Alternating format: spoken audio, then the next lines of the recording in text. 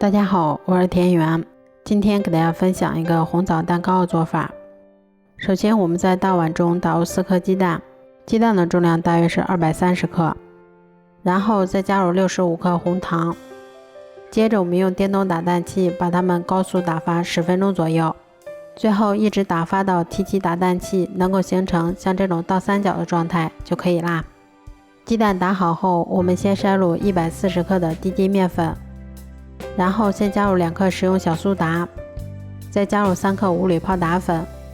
接着我们用铲子像炒菜一样把它们上下翻拌均匀。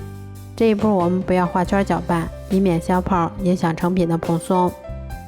翻拌均匀后，我们先加入80克的红枣碎，最后我们再加入75克的牛奶，然后用同样的手法把它们再次翻拌均匀就可以啦。面糊调好后，我们先把它倒入铺有硅油纸的6寸蛋糕模具里面，最后我们在表面再撒上一些白芝麻增香。接着我们再把它放到烤箱里面，烤箱中层上下火150度烤40分钟左右就可以啦。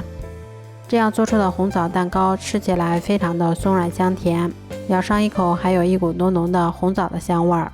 如果喜欢的话就试试吧，喜欢我的视频就关注我吧，谢谢您的支持。